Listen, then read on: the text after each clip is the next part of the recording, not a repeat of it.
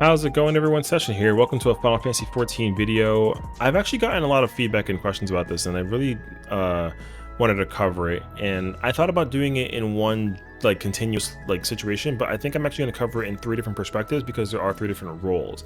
So this video is going to cover how to alleviate anxiety if you're playing the role of like a tank. I think it actually is very important for a lot of players who want to try and learn how to play tank, but they don't know how to get started. And so here are 5 steps, I would say, on how to alleviate that tank anxiety. First and foremost, Final Fantasy XIV is in a raid scenario, as people like to call it, a dance. And when they say dance, it really is just like a stepping game, right? It's memorizing, step 1, step 2, then step 3 and 4, so forth and so on. What you press, when you press, how you press it normally is the same all the time, and it does not change, which is nice because at least that way you can memorize that. And eventually the beginning portion of memorizing those steps is pretty easy because it's like a general application. But then once you start entering the later half of those steps, then it kind of gets a lot of pressure, right? And so objectively, you want to try and break it down. And the game already kind of does that for you with the phases that they have in the raid scenarios. So just memorizing phase 1, 2, 3, 4, etc. will help you a lot. And I think that every phase has some kind of a dance to it, and memorizing those steps is usually key.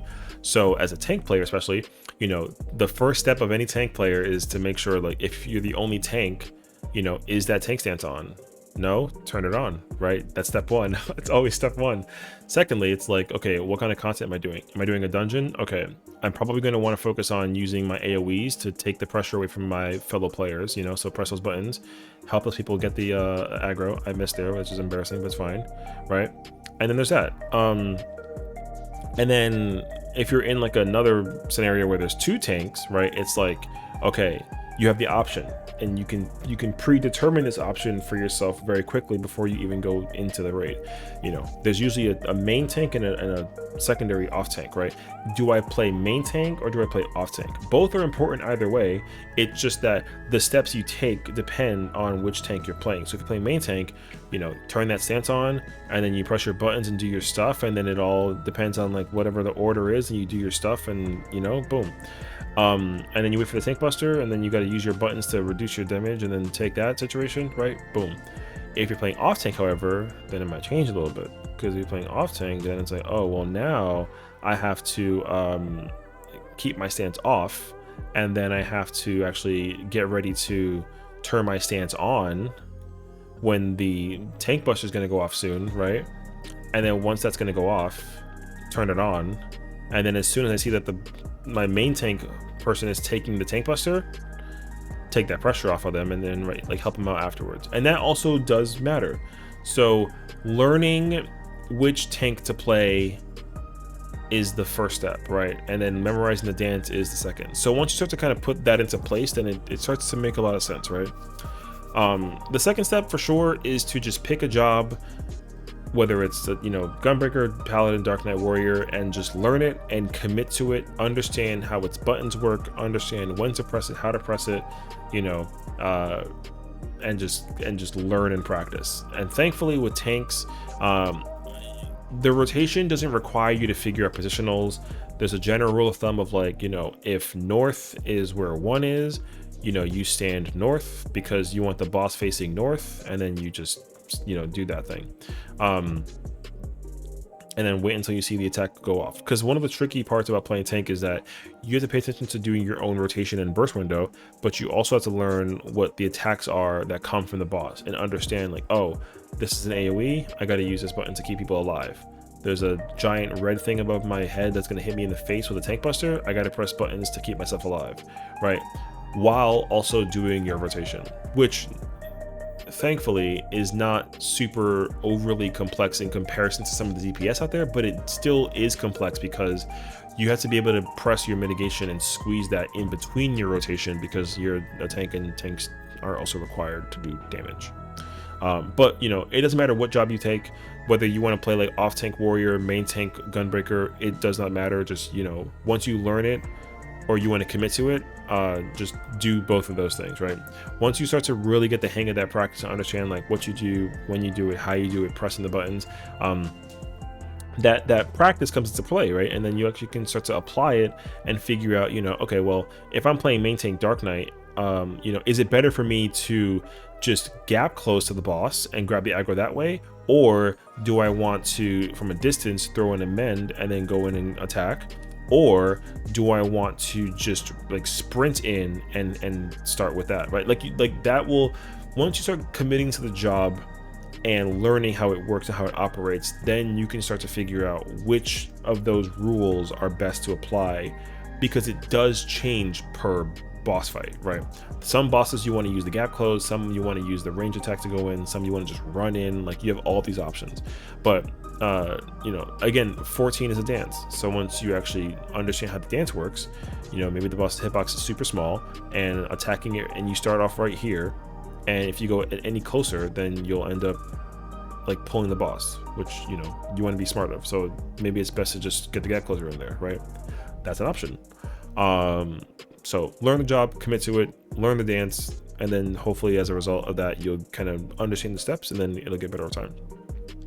And of course, being able to apply the tank rules, the important thing for sure to keep in mind is, like, you want to know that no matter what happens in a raid scenario, is you want to know which buttons do you need to press to survive attacks. I think is step number 3, is like how to survive. Because some attacks, like they might hit hard, but sometimes it's like a healer job, right? The healer's job is it's their job to actually recover the HP, for example, but usually you don't go into mechanics not pressing mitigation, whether it's you or your co-tank. So if you're fighting like a boss and it's like a raid tier, like it's like a like a savage fight, 99.9% of the time there is a attack that comes out that requires reprisal, and one of you guys must press that button. Usually there is an order in who presses what. It's like the main tank presses the first one unless the off tank presses it. Like, there is like a general consensus of who presses what, and if anything, you can communicate with that too and say like, hey, I'm gonna reprise the first one, you can do whatever you want after that. And they're like, okay, cool. And then you go in there and you can do the thing. So applying that reprisal is important, right? And then of course, like, as tanks, you have invulns, and invulns are also different per person, so which person presses which invuln also matters. So maybe you're like, hey, I'm going to use my Living Dead for the first tank buster, and then I'll use my mitts on the second one. And they're like, okay, cool. And then that's when they'll know, like, okay, so I don't have to provoke the first one, but I do the second one, right? Sometimes that does happen, and being able to apply that practice is also really helpful. So learning how to mitigate is very helpful, because it allows you to figure out what is the minimum amount of mit I need to just survive as a tank. And sometimes it is simply just you press just the Blackest Night as a Dark Knight, right? That move alone is all you need, and like, you're alive. Now that's not always the case. You might want to throw like an extra thing in there too to play it safe, but playing it safe is most important as a tank, especially when it comes to mitigation, because everything snowballs dramatically once the tank starts dying, right? And it always ends up happening that way, so just keep that in mind. The fourth step I'll say that's really important, of course, is like safety gaming. Safety gaming comes in handy so unbelievably well, especially when you're trying to get to a thing for the first time and you've never seen it before, or if you are unsure of what to do. Sometimes when you're in the middle of like pressing your buttons and doing attacks and whatnot, you're kind of like, okay, I know nothing is happening. Wait, what is this ability? I have no idea. Let me I know it's bad for me to like back away, but let me sit here and just spam unmend and just see what the boss does. Oh, the boss does like an out, and then the boss does an in. Okay, so I have to go out and then in, right? And just, even though you're not necessarily aware of what the boss is going to do, just being able to take that opportunity to figure out what's happening at least gives you knowledge and information on how to apply it, so that the next time you get there, you can at least figure out, okay, well, I can keep on pressing my attacks, but once that cast bar is like halfway, then I gotta run out, and then I gotta run back in, and then you can do that, and that ends up holding a lot more value, just because you're able to apply that rule and give yourself the opportunity to play safe, but still play with uptime in mind, right? Because obviously everybody wants to always do as much damage as possible. It's imperative for a lot of raids in this game, But you know, being able to play it safe first and foremost is most important, and then once you start realizing and getting comfier, then the window of safety gaming kind of gets smaller, right? You can actually worry less about playing safe and just be more focused on how do I squeeze out that damage as much as possible before the thing happens, and then realize that you can do it. But sometimes you might have moments where you're like, oh, I don't have the opportunity to do it, and you can like recognize that, and then as a result you can run out and then play it safe, and then, you know, gap close in when you're ready, and that helps out too. So that's also like my recommendation. Most importantly though too, it's just a matter of like having fun and practicing, because like as much as you have to pick a job, learn it, and commit to it, a lot of people will go into raids sometimes not even knowing what their job is, like what they're doing. They're just like, I'm a Dark Knight player, I'm gonna play Dark Knight, what are all my buttons? And there are a lot of players that just simply don't know, and that's okay, at least until you start entering content where it's kind of required to know. So if you have no idea how to use certain buttons or press certain things, some people might be like, how do you not know, right? Like, you don't want that to be put on you. Like, you should, you know, a lot of players will spend time just sitting in front of the dummy, and they'll sit here for hours and hours and hours just practicing, right?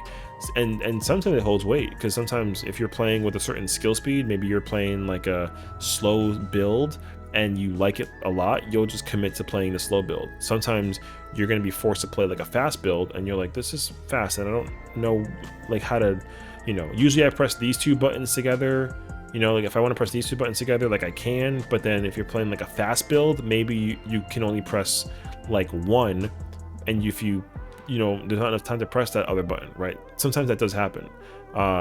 So practicing lets you figure out how do you actually maximize the utility and functionality of the tank that you're playing. And same thing when it comes to playing safe too, because sometimes if you have a teammate, you want to try and save them.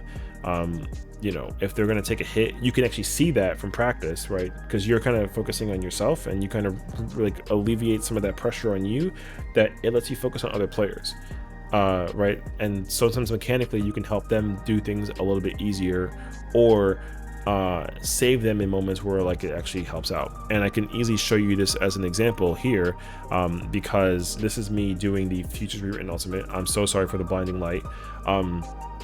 So the example I'm going to show you is my Pictomancer here and I are both here doing stuff. So to kind of explain the mechanic, this Crystal Darkness baits cones, as you can see, this giant cone on the closest person to them, and the Crystal Light that I have baits circles on the person that's closest to the crystal.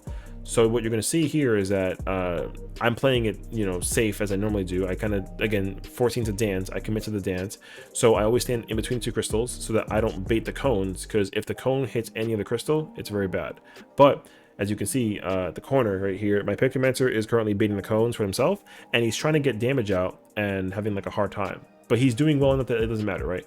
So at least we're able to like commit to the damage output, and it matters for him to do the thing, and he can kind of like get ready for the setup. And then, right, he's here over here painting the motifs and doing his stuff, which is good.